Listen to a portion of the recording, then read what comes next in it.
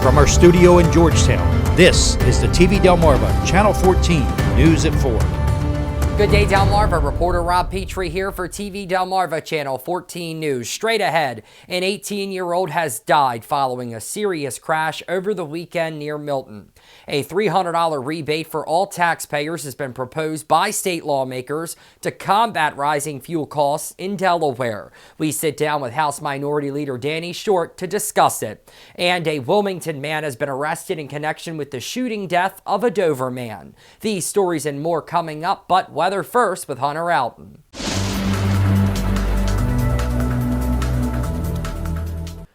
Good Monday afternoon, Delmarva. Is it January or is it March out there? We've been seeing off and on snow showers here pretty much everywhere on the Delmarva Peninsula with this very, very chilly air mass in place. We got the gray skies, we got the periods of snow squalls, and we're also seeing some fairly windy conditions out there too.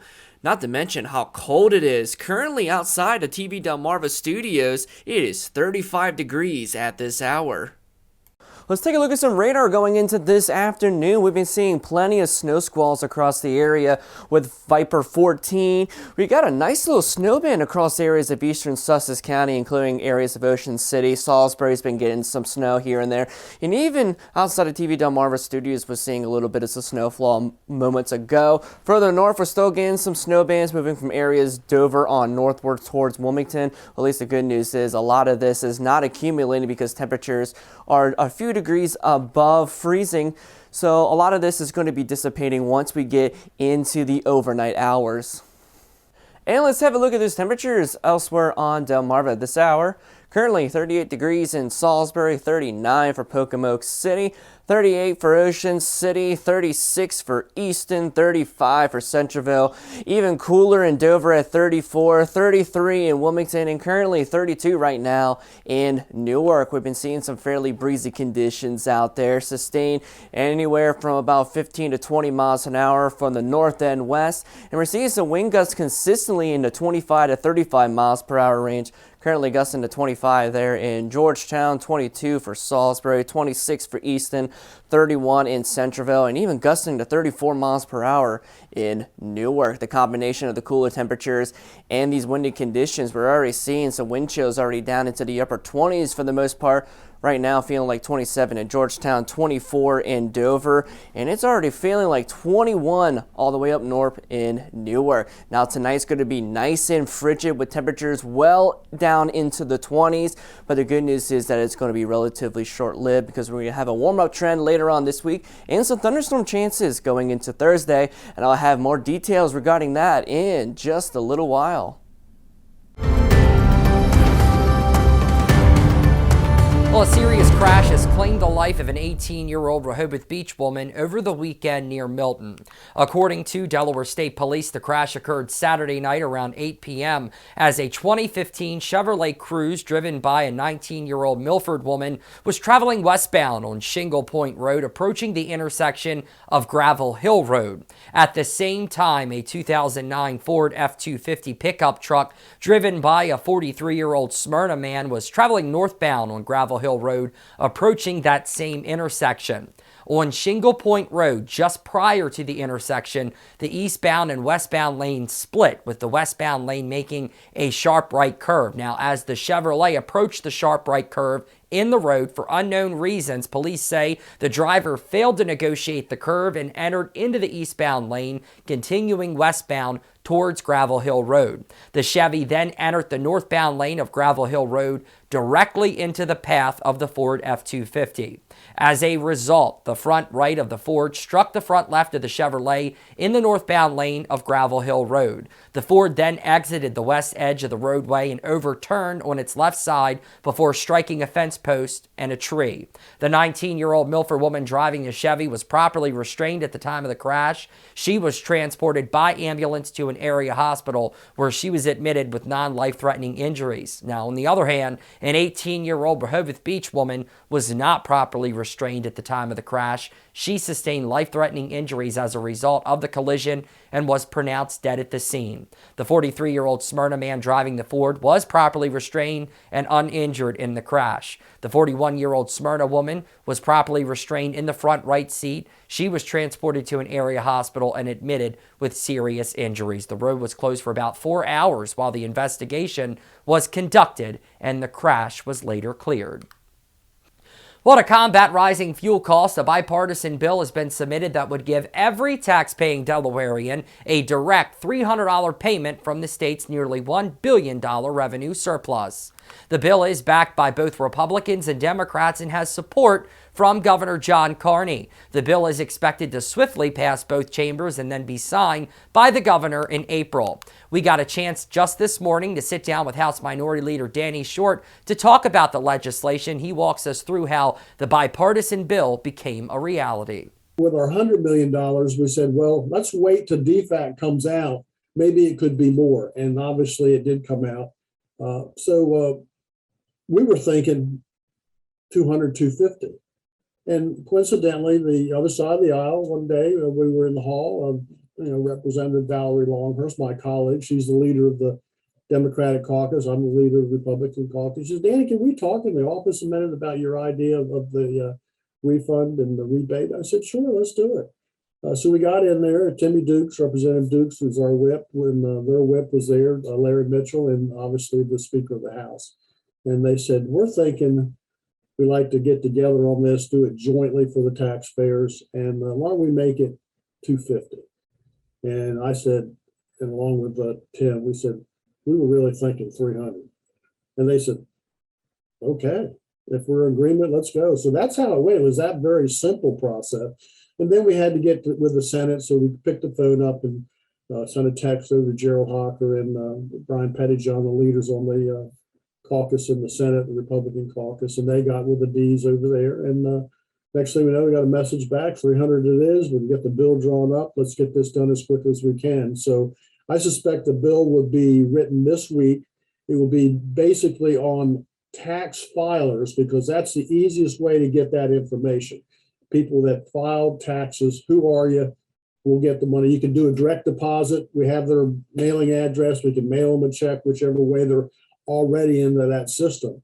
Now, it doesn't include each child, which was our proposal before, but with that number of over 600,000 taxpayers, that equates to about $187 million infusion of cash back into the economy of the state of Delaware.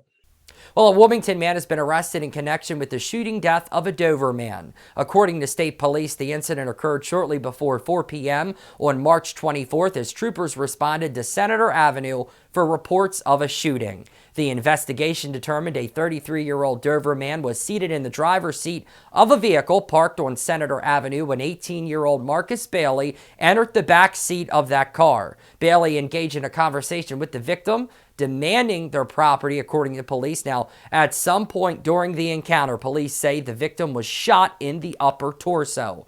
Bailey then fled the vehicle in an unknown direction. The victim was pronounced dead at the scene. Through investigative measures, Delaware State Police identified Bailey as the suspect. On Saturday, he was taken into custody in Sussex County without incident during a traffic stop in the Long Neck Wawa parking lot. He was transported to Delaware State Police Troop 7 on first-degree murder charges and committed to the Sussex Correctional Institution on a $1,120,000 cash bond.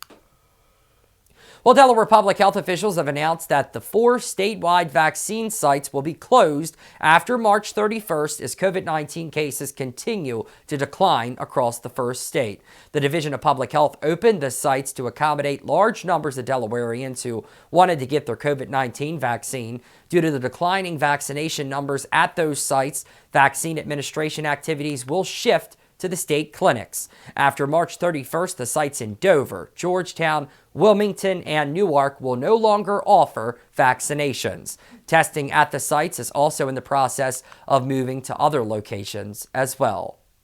Coming up, wild turkey hunting season kicks off this coming weekend here in Delaware. More details straight ahead. Keep it here.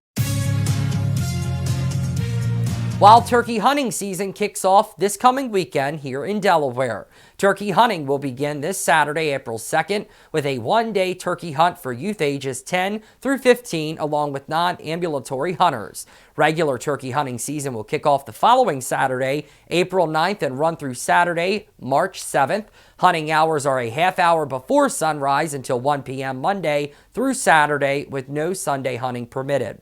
Only bearded turkeys may be harvested, and the bag limit is one bearded turkey per hunter each year, regardless of where and when those turkeys are harvested. For more details on turkey hunting, check out the story with all of the information at tvdelmarva.com. Well, it looks like we're in store for some frigid and blustery temperatures overnight tonight as we get a preview of your pinpoint weather forecast with Hunter Alton. Bursts of snow squalls will be sticking around for much of this afternoon and evening, with a very cold night ahead. Not to mention some blustery conditions that will be dropping wind chills down into the teens during the overnight hours. Tomorrow will be another cooler day, but with more sunshine. But old man winter will get the boot for the second half of this week, with much warmer temperatures and even some thunderstorm chances. Now don't go anywhere, because when we come back, I'll have a look at your complete forecast here on TV Delmarva, Channel 14 News.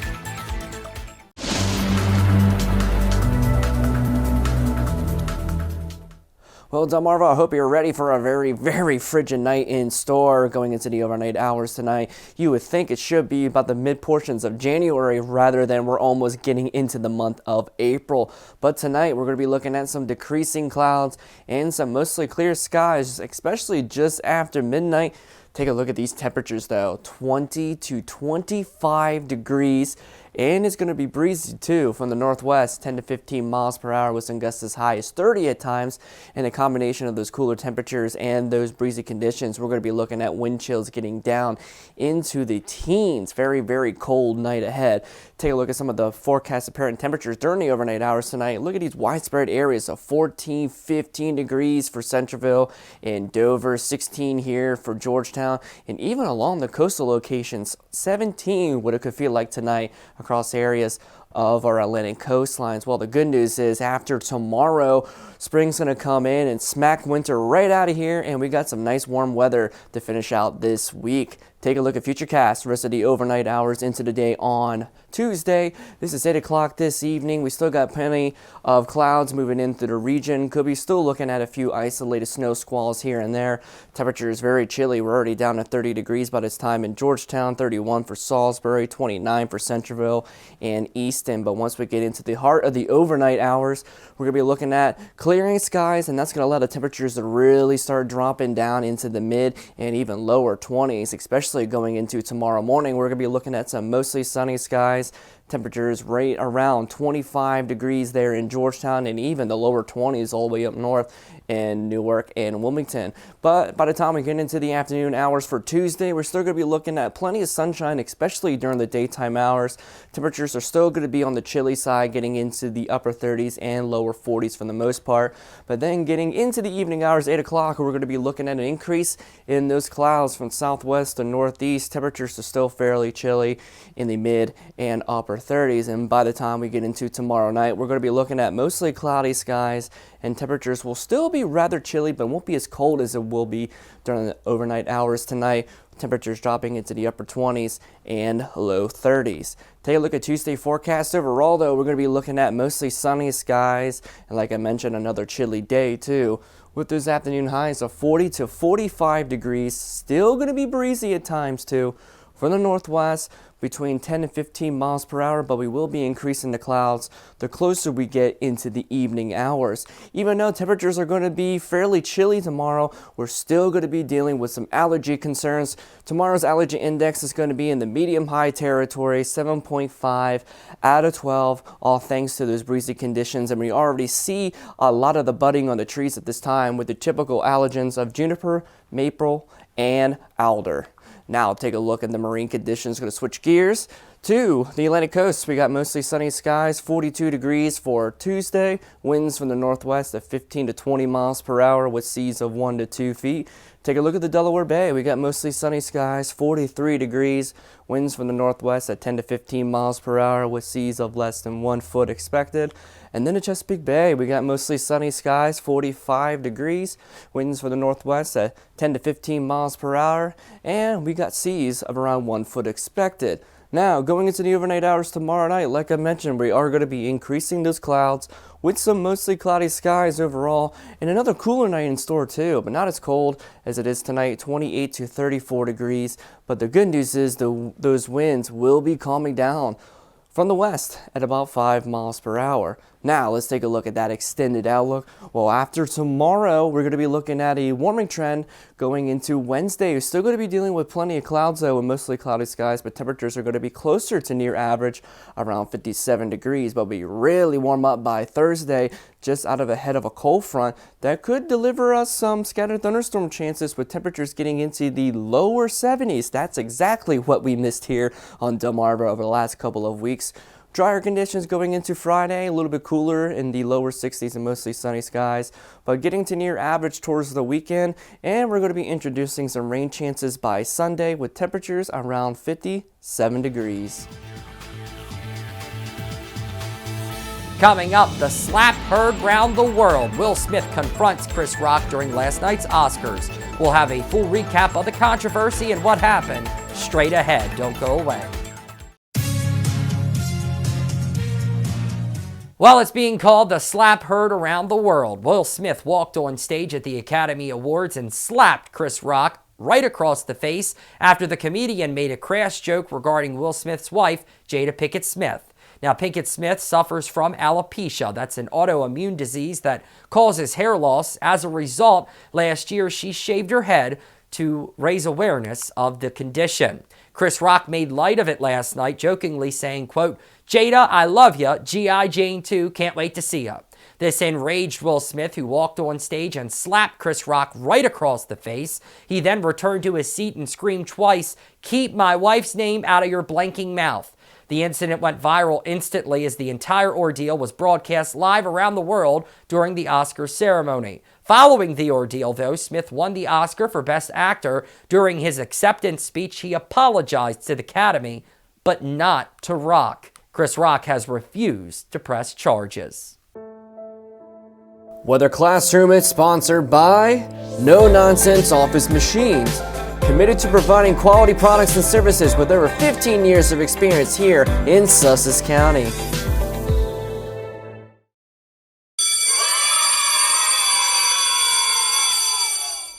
All right, ladies and gentlemen, today's weather lesson, we will be talking about how to properly measure snow. Now, you think to yourself, how can it be that hard? Well, there's actually a lot of science that goes into measuring snow properly. For first thing, measuring snowfall accurately and precisely is important, but surprisingly can be very hard sometimes.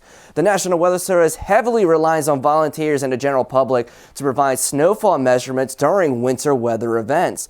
For the most accurate snowfall measurements, it is suggested to use something known as a snowboard, which is just a piece of wood painted white about 16 inches by 16 inches that will work very well. Other good alternatives include a spot on a wooden deck approximately 20 to 30 feet away from the house, or a picnic table in an open, unobstructed part of the yard. It is not good practice to measure snow directly in the grass, as the snow amount will be inflated by the blades of grass. The snowboard is used to measure new snowfall and will need to be cleared off during each measurement. To measure snow depth, on the other hand, you can place a secondary snowboard near the first one. This snowboard will not be cleaned off after each measurement and will allow for natural settling and melting to take place, allowing for a more representative measurement of snow depth. A ruler or yardstick can also be staked out in your yard for easy snow depth measuring. Now, the best way to report snowfall is by using the social media pages like Facebook or Twitter to your local National Weather Service. Just make sure to provide your amounts with a photo included, and to make sure to provide your city and state of location of where you measured. Well, that about does it for us today, Delmarva. Be sure to follow us on Facebook at TV Delmarva and on our website, tvdelmarva.com, for real-time news and weather updates. And while you're there, be sure to sign our petition calling on the major cable providers to carry TV Delmarva on their platforms so we can provide this kind of hard-hitting local programming to all of Delmarva. Until next time, I'm Rob Petrie reporting for TV Delmarva, Channel 14 News.